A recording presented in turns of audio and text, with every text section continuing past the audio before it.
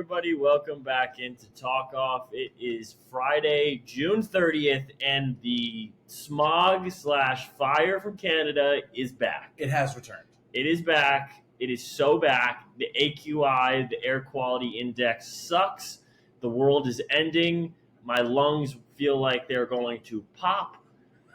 And nothing is ever good. Literally nothing is ever good. That is the truest statement ever. Nothing is ever good. Nothing is good, ever. I texted both of you last night, and I am on the side of Daz now that nothing is ever fucking good. The Red Sox, nothing is ever good. Life, nothing is ever good. Especially the Red Sox, nothing is ever good. Please tell me. Gee, please. I'm so mad we didn't podcast yesterday because I'm happy because if we did, then I would have been really hot. I was heated last night.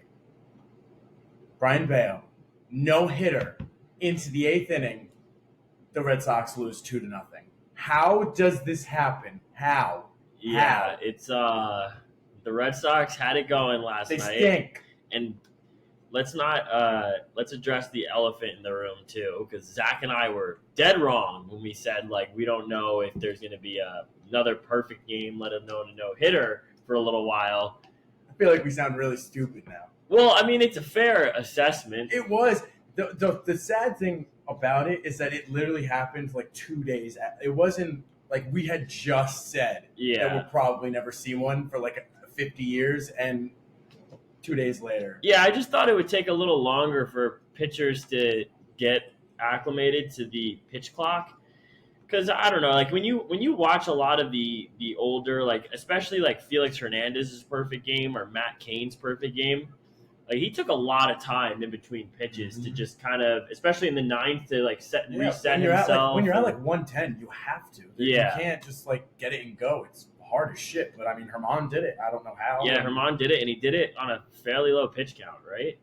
Yeah. He also did it against a AAA team. Yeah, I was gonna for everyone who's saying the A's were dog shit, they are, and I'll bet you a lot of AAA teams, including the Oklahoma City Dodgers, which always seems like they're the best AAA team, could probably beat this team. But German did it. Perfect game's perfect game. It's the 24th perfect game in Major League Baseball history. It was awesome. I don't get the game because YouTube TV doesn't have Yes Network, and I no longer have a cable package because I have YouTube TV. So I had to listen to the game on the radio. How'd that go? It was actually something that I appreciated a lot more. I've done it before on drives. I've listened to the Red Sox on radio. No, I listen to the Mets on the radio all the time. It was just for a moment like that, I would have liked to have been watching it, but. It was actually pretty cool because you just they paint a very vivid picture of the game. Mm-hmm. So they do a good job. They do a good job. You have to get the right radio guy. Right. Some of them are just bland and just telling you what's going on. But then there's other guys that are very good and they paint a word picture if you must. Yeah, no, they do. Absolutely. So Domingo German, perfect game. Probably one of the last people I would have expected to have a perfect game. But perfect games, sometimes it is the most random. Sometimes people. It is the most random people, and so I was thinking about this too. So 24 in Major League history, right? In Major League Baseball history, how many more do you think we see in our lifetime? Because there's a very good possibility. There's only been 24 ever. There's a very good possibility we see zero. Yeah, we see zero. Yeah. Let's look at the list. There is one guy, and I don't remember his name, but I read an article about him a few years ago. You ever hear about the guy who's been to he's been to one perfect game, and he's been to a million no-hitters. Yes, I know who you're talking about. And it's not even just major league no-hitters. He's been to minor league no-hitters. He's been to perfect games in the minor league. I'm pretty sure he was there when someone hit the home run cycle. Guy has just seen it all. Must feel so cool. Dallas Braden pitched a perfect game on Mother's Day. Yes, that was the Mother's Day one. Yeah. Yes. So perfect games are sick, and actually, this is a good one. This would be a good trivia. Is the Coliseum how many perfect games have been thrown in multiple stadiums? Because the Coliseum definitely has at least two with Braden and now German. That might be the only stadium with multiple perfect games. Yankee Stadium might. OG Yankee Stadium. Old Yankee Stadium. But besides that, right now, stadiums is probably just the Coliseum, and the Coliseum's dead. So how many perfect games? Yeah, I would have to look at. We'd have to. I'm gonna look at. I the only list. have the last 10. I'm gonna look at the list of perfect games. But can I just? This is the funniest comment I've ever seen. So MLB posted this. You see this last 10 perfect games with Herman there. Yep. The best comment, and he's the first one to get charged with domestic violence. Good job, Herman. This is true. It's very true. He is not a nice human, and I've given my opinion on Herman before. I still can't believe that he did it. Obviously, it's just, I don't know. Let's see. Shea Stadium, perfect game at Shea. Okay, Oakland, Catfish Hunter, May 8th, 1968. So at least 3 at the Coliseum. At least 3 at the Coliseum. I've only seen 1 Yankee, 2 Dodgers, 2 in Arlington, 2 at Yankee, 3 at Yankee, Turner Field. We're getting close. Okay, no. 4. I'm sorry. Sorry, 3. It's still 3. It looks like it's the Coliseum with 3. It looks like it's the Coliseum and Yankees with 3. Dodger Stadium has 2. I'm not surprised. I mean, well, when you have old ass stadium, like the Coliseum's old as shit, so they get the one from the '60s, right? So in theory, I mean, like the A's aren't. They're like they got approved, right, to move in 25. Yes. So they're moving in 25. So they have one more season in Oakland. Pretty much. So they have one. That stadium has one more, or like a year and change to host one more perfect game. It would be pretty cool if we saw another one. But going back to your first question, I really don't. I think it's very possible that our lifetime we do not see another one. I think that's kind of the cool part about it. Is I don't know. I think it would make it so much less cool if there was a perfect game every year. Exactly. It's way more fun and sometimes they come in like 2012. We had 3 perfect games in 2012. That is unheard of. Yeah, that's wild. And then we went 11 years without seeing another one. So we could go another 15 years. We could have one next week. Like that's have one tonight. That's the fun part about perfect game. Like it's so just luck of the draw. It's very rarely the best pitcher in the league going out there and throwing a perfect game. It's usually someone just random. Like Felix was very good, but he was closer to the end of his career, like a little bit past his prime. Nobody really saw that coming, and obviously nobody saw it coming from Herman. So that's why I think they're so fun, because they come out of nowhere, and literally anyone could get a perfect game. It could be your 5th pitcher, your 1st pitcher. It could be an opener. Who knows? Like, it could happen to anyone. That was a lot of fun to watch. I watched the highlights the next day, and he was just dominant, like purely dominant. And hats off to Domingo German, 24th pitcher, or 24. Has someone thrown multiple perfect games? I don't think so. I don't think so. So the 24th person, maybe it's less. Who knows? 24th or 23rd. So that's funny that now forever, he pretty much just off of one start made himself a Yankee legend. Well, maybe not a Yankee legend, but yeah, he's putting himself into Yankees history. I would say if you're a grouping of 20 people who have ever done it, you're a legend on the team. I guess. Like you don't have to be an all-time great to be a legend. Like David Freese is a legend in St. Louis. Yeah, but he was not good. Yeah, he had 1 playoff. Right. Yeah. Like I wouldn't cast Daniel Murphy as a legend in like Mets history, but like he got us to the World Series in 2015. So like he has like that legend like he has like an aura around him. I know what you mean. It's like in 10 years after his retirement, like the 20th anniversary or something, they'll bring him back to Yankee Stadium. I'll put it this way. No one is going to look at him for the rest of his life and say, Oh, that was Domingo German. He was a very below average pitcher or average pitcher. He'd be like, "That's Domingo German. He threw a perfect game." Yeah, so he's now known as Domingo German, the guy who threw the perfect game. Exactly. So that was my point behind that, and so yeah, that's pretty cool. What else? All-Star game. All-Star starters are out. They are official. The starters for the All-Star team are official. Do you have them? I have them right here, actually. The American League, the infield is all Rays and Rangers, like we expected, and it's annoying, but I kind of get it. All right, so let's just go through the lineups. In the AL, at DH, Shohei Ohtani. That makes sense. He's probably going to start the game, right? I don't think he's going to pitch. I think he's only going to hit. I think McClanahan is going to start. Okay. Catching, Jonah Heim. It should be Jonah Heim or Adley, but Heim's had the better year. That's fair. First base, Yandy Diaz. It was between Yandy and Vladdy. Yandy's had a better year. He's been great. There's a lot of in the All-Star game. I feel like there's so much of having it's guys who've had a great year versus big names. Yeah. And I feel like this year we saw a lot of guys having a good year take over.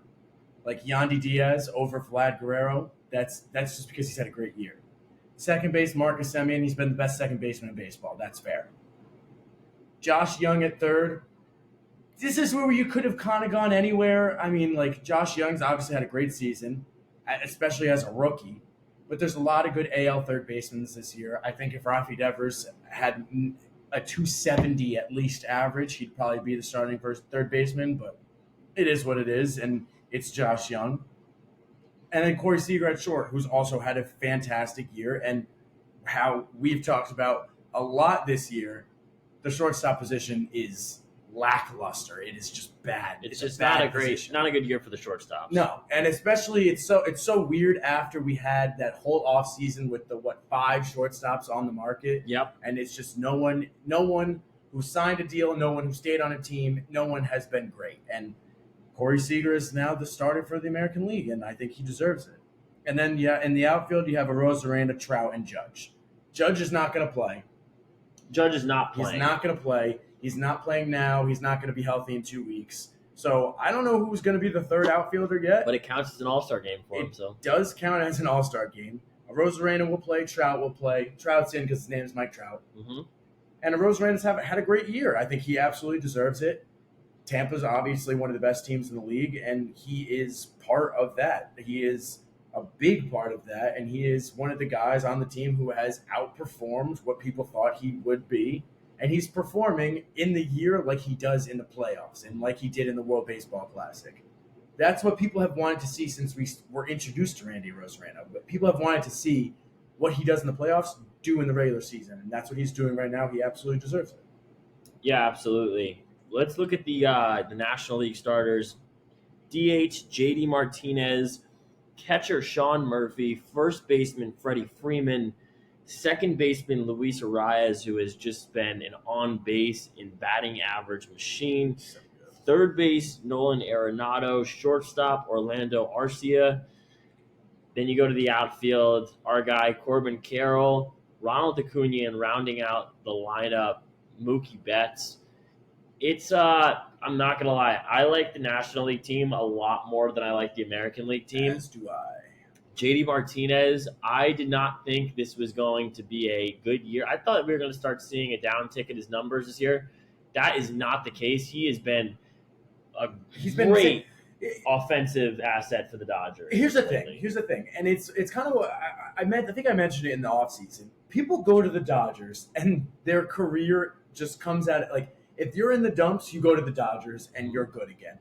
JD Martinez, Jason Hayward this year, these guys, they go to the Dodgers, and the Dodgers, their organization and their coaching staff is so good that they bring guys back to their old ways. JD Martinez has more home runs this year than he had more home runs at the All-Star break this year than he had all of last year for the Boston Red Sox. Yeah, the Dodgers, I feel like there's a lot of a surrounding cast around the guys in the Dodgers, and there's probably a lot less individual pressure to perform.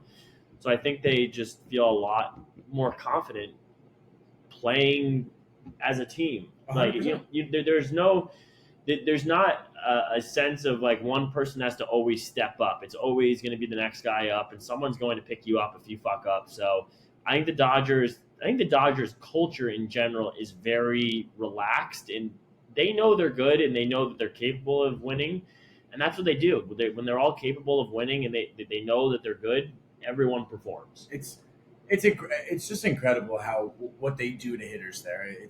And that was a team like a decade ago when like when like Magic started to get into the ownership group. Like they were shit. And in such a short time, they have turned it all around. Now that they're literally, it's between them, the Astros, and the Rays. You could make the argument that for developing talent, that they're the gold standard right now in baseball for it. Absolutely. I feel like over the past 10, 15 years, the Dodgers have been the organization that every organization looks at and they're like, I want to be like that. That is a right, because they have the deep pockets to spend. They have the perfect combination of everything. They have deep pockets. They develop incredibly. Their farm system is great. They have great guys in the general manager's office. They're good on the field. They're good off the field. They're just the perfect example of what an MLB organization should look like. Could not agree more. Especially if you want to be successful in this insanely hard league. Yeah, this league is, I would say, competitive-wise, I think this is the most competitive year we've seen in a while. It's not as top-heavy as it's usually been. And the Dodgers, even though the league is competitive and we see their division, they don't have the division lead anymore, but they're still as dominant as they've been in years past. And this is not a team who is necessarily nervous that they're 2 games back of the Diamondbacks. I think they're very confident that they can eventually regain the NL West and eventually make a pretty good dash for the Braves as that top team in the National League. So I would not be surprised to say, to be honest with you, I know we talk a lot about the trade deadline here. I don't really think Atlanta is going to do a lot at the trade deadline. I think the team who is really going to go balls to the wall is the Dodgers. They always seem to, come on at the last minute and swoop a big name off the market. Mm-hmm. I have a name that I could throw out there right now who I think is going to be on the market. Is it your favorite name? Who's my favorite name? Shane Bieber, I feel like you said. No, You've been saying everyone's getting Shane Bieber. I have an interesting person that I think the Dodgers could potentially go after. Let's hear it. And it's going to sound crazy because it's an in-division trade. Okay.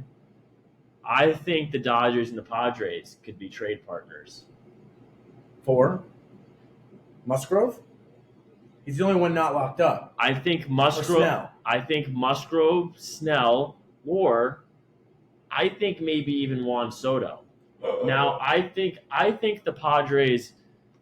Listen, like if I'm the Padres and I don't have 100% confidence that you'll resign Soto, and the Dodgers have shown in years past that they are willing to give up a lot of prospects. Mm-hmm.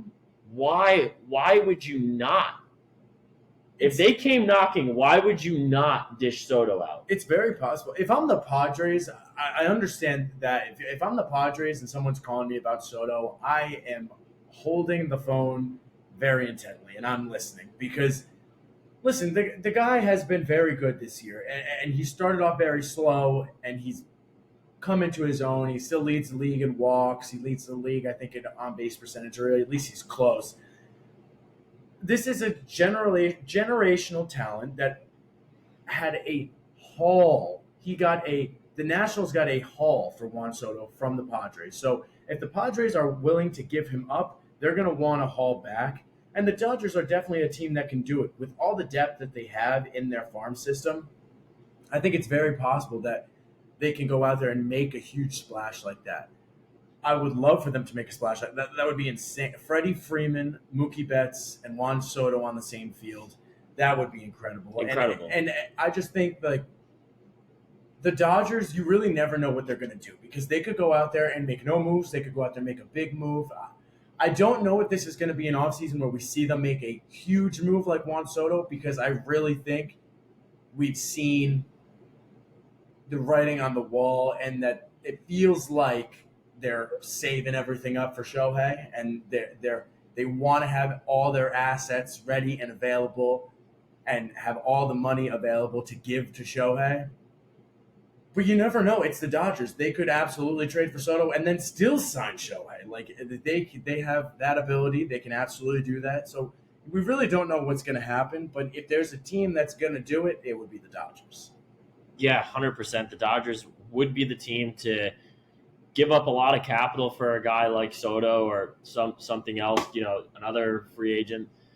I think it could be a really interesting possibility if the Padres decide that they want to try to make a run at Soto at the end of the year. Do you think that takes them out of like keeping someone else on the roster?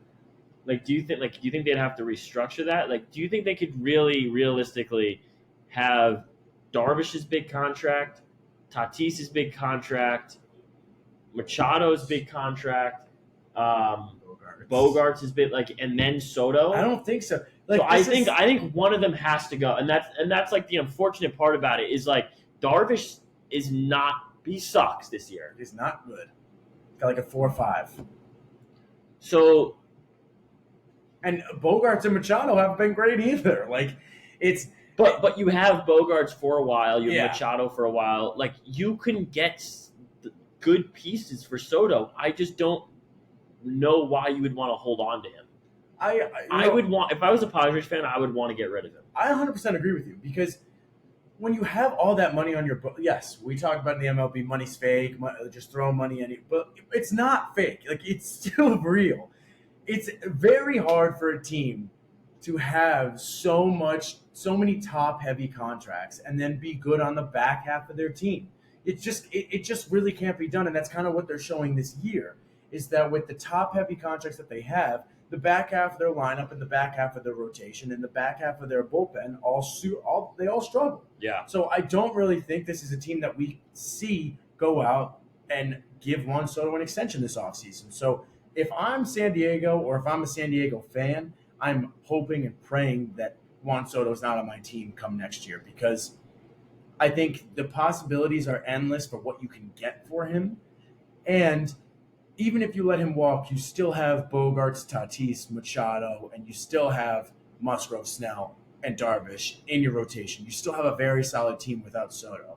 They went balls to the wall last year, and they traded for him. It didn't really work out. So they could really go anywhere. I think they should trade Soto, but we'll see what they actually do. Totally. What'd you think about the going back to the All-Star game? What'd you think about the jerseys they unveiled today? I kind of like them. I like them. They give very Seattle like, and they're very Seattle. I do miss when they would wear their regular jerseys. No, I think they still do. I think this is just for the home run derby. No, I don't think so, bud. You sure? Pretty positive. Because I can't remember. Like, to be fair, like, I don't watch a lot of the All-Star games, but like, I remember them wearing their jerseys and just different hats. This close to 100% positive. Okay, well, I'll take your word for it. But I think they should wear their regular jerseys. I think it's more fun that way. I think they should wear their regular jerseys. But I'm a fan of these jerseys. I think they're sweet. Like, they're very Seattle, but it's in Seattle, so that makes sense. I think I really like them. And I just think, I don't know, this All-Star game, it's going to be the same as all the other ones. ESPN's going to mic too many people up. I'm going to get pissed off because they're micing too many people up. It's just going to be interviews every half. And they're going to interview the catcher while he's catching. They're going to interview the hitter while he's hitting. Like, leave the guys, let them play the fucking game. Yeah. I still miss when the All-Star game mattered, when it was home field advantage for the World Series. But I understand why they got rid of that. It was a kind of a stupid rule, but it was just nice that, like, it gave them something to care about. Like, they had to go out there and at least try, because if your team was in contention, you wanted that home field advantage. 100%. So let's talk about a little bit. Steve Cohen did a impromptu. That's a good word to use. Yeah. Press conference about the state of the Mets, State of the Union for the New York Metropolitans. Stinky. He essentially tweeted out on Tuesday night and said, I will be hosting a presser. You'll hear it straight from me. No notes, nothing, just microphone and kind of shoot. I got to give the guy a lot of props. He shot it very straight. A lot of the answers were very diplomatic, and as he had to be as owner of the team. You can't go out there and just kind of burn all these bridges, but he voiced the frustrations that a lot of fans are feeling. I think one thing that he acknowledged that I was glad he acknowledged was when he originally bought the team, he said like he would like to win, but in somewhere 3 to 5 years. This is year 3 now. Obviously, this is not the year that we looked at. It doesn't appear as though we're going to make a deep playoff run this year.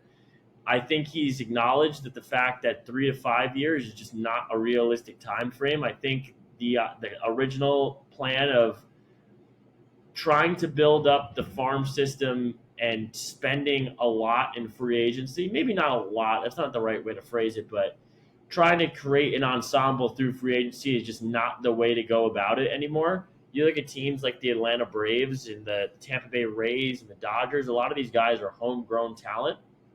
So that's the way it needs to be these days. We need to develop guys into good Major League Baseball players and then go out there and spend the necessary money in places where it can benefit us that we're lacking in terms of the farm system.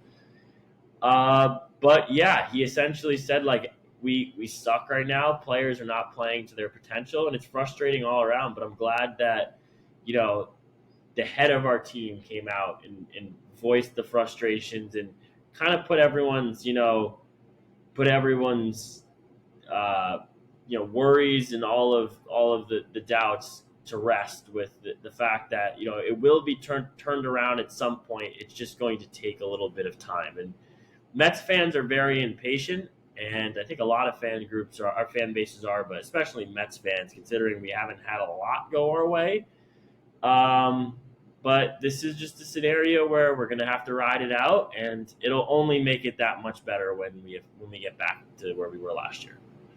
This is true. I mean, it's always nice when you see your owner, your general manager, or someone who's a high-ranking person, not even high-ranking, just when you see your owner or your general manager get out there and be like, hey, we suck, but we're going to figure it out. We're going to get in the war room. We're going to figure out what this team needs. Obviously, people are underperforming, but there's still roster construction that can be done. Obviously teams are going to underperform, and it's going to happen. And there's stuff that you can do to help that, and there's also stuff that the players can do to help themselves. And it's a mixture of both things that need to happen, not just for the Mets, but for a lot of teams. You can't just blame it on the players. You can't just blame it all on the roster. It has to be a mixture of both. And Steve Cohen coming out and saying, hey, we're underperforming, but we're going to figure this out. We're going to get in that room. We're going to figure it out. And the guys on the field are going to figure it out as well. I like that confidence in his team. I like that confidence in his – oh, my God, I got to sneeze. Sorry. It went away. It went away. I like that confidence in his team, in his general manager, in himself as an owner, to go out there and be straight with the fans and be straight with all of the media and say, hey, don't worry. I know we suck, but don't worry. It's all going to get better, and he's going to figure it out. The plan is still there. We're still looking to win. Obviously, we're looking to win. And as a fan, that's what you want to hear. I think a lot of times there are some owners and general managers out there that forget about the fans. And the fans, that's how you get your – here comes – okay. Sorry. The fans, like, that's how you get your money. That's how you get your business. You get it through fans, through ticket sales, through merch sales, through all that stuff. So I think having an owner that cares about the fans, that is a fan, that can understand how fans feel is really important. And that's why I think Steve Cohen is a great owner for the Mets. He's a great owner in baseball. He's good for baseball because he brings a different perspective than just the business side of baseball, and it's refreshing. Yeah, totally. He is a fan, and he feels the same exact way fans are. He just has obviously a little bit more skin in the game, having all this money, attached to the organization and the players that he took chances on, and it's really, I'm sure he's like, I've said it before, I'm sure as mad or madder than any fan could possibly be, because at the end of the day, this is his product out on the field. But I have confidence in the leadership. He made it very clear that if we're not in a great position, which it doesn't appear to be, that we will be in late July, that we will be sellers. So I'm happy about that, and I'm happy to see what we're doing moving forward. Yeah, me too. Because it's no question that the moves need to be made for the Mets. It's no question that play needs to improve, and I'm excited to see how Steve Cohen and surprisingly, he's been behind Billy Epler this whole time, and he supports Billy Epler, and he thinks Billy Epler knows what he's doing. When personally, I thought that all the blame was going to go on to Billy Epler. It actually hasn't. So I think the Mets are in a good spot right. Not in a good. I'm not going to say they're in a good spot, but like between their owner and their general management, I think they're in a good spot to be able to recover from this year and next year put out a good team that repeats last year's performance, not this year's. Yeah, totally. I think maybe even next year might be a little bit of a stretch, because I don't really know what the team is going to look like. But I give it a 2 to 3 years, and I think we'll be back. I think so too. Is there anything specifically you wanted to get to next? Not really. I mean, I could talk about the Red Sox, but I feel like I'm just going to get pissed off, and it's 4th of July weekend. I don't want to be pissed off this weekend. I'm not letting the Red Sox ruin my weekend this weekend. I'm not letting it happen. So don't do it. Don't do it. It's just not going to happen. So do you want to just cut it? Do you want to just have a short episode tonight? Yeah, let's do a short one. Let's do picks. Let's do some picks, Jake.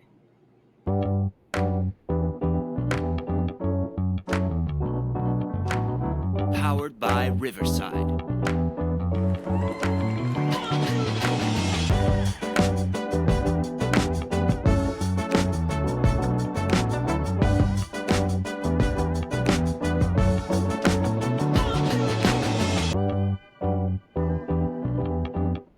All right, picks for June 30th, almost July, almost the 4th of July. Almost there. I can start us off. I am going to go. I'm between two picks, but I think I'm going to stay with my gut here.